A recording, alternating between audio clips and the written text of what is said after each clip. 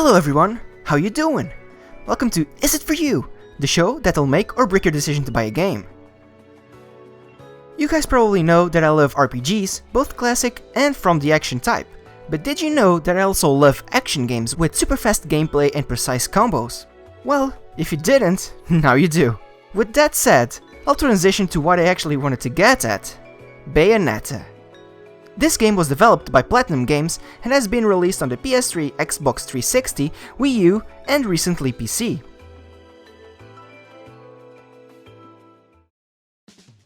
Bayonetta starts you off with none other than Bayonetta, a witch that has lost her memory.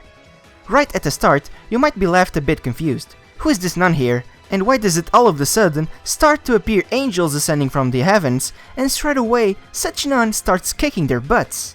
Well, it turns out that our nun here is our protagonist, and she likes kicking and shooting angels in the face. She, like already stated, lost her memory, and when she was awakened some years prior, she had no idea what to do. Added to that, she has a reporter always going after her. This guy, named Luca, says that he will expose the witch.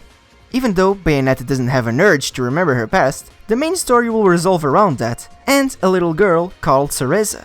With that said, I believe that I touch upon the main plot points to start you off.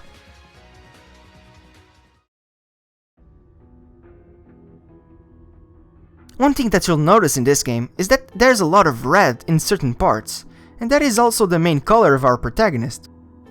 Even though I really enjoy how the game looks, I'll admit that after playing the sequel, I could never look back at the original and really say that it looks amazing.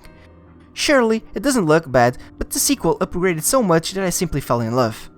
Still, it is a very good looking game nonetheless.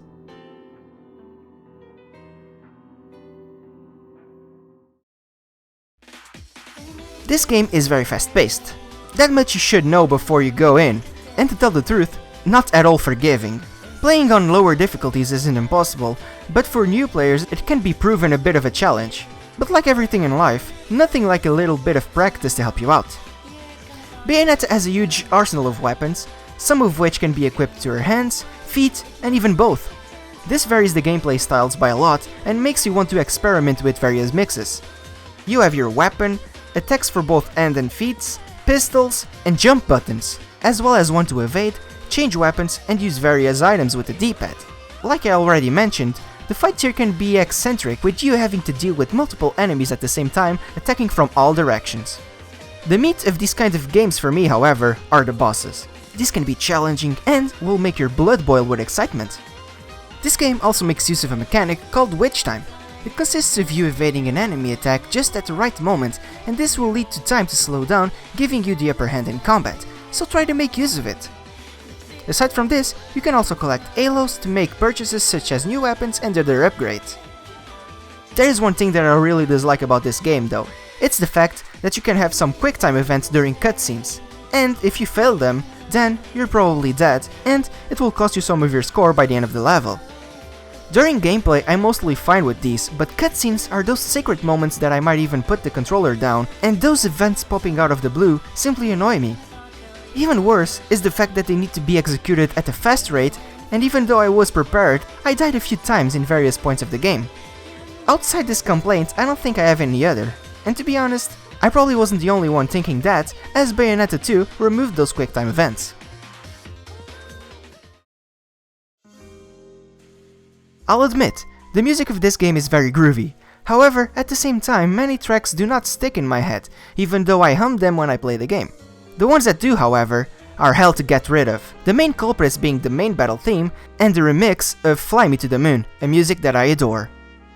The soundtrack in general is very nice to listen even when I'm not playing the game, like what I'm doing right now while writing the script. In the end of the day, you might be asking, is this game for me? Well, do you like frantic gameplay, a groovy soundtrack, and the sensation of getting your blood boiling due to amazing boss fights? If so, this game might just be for you.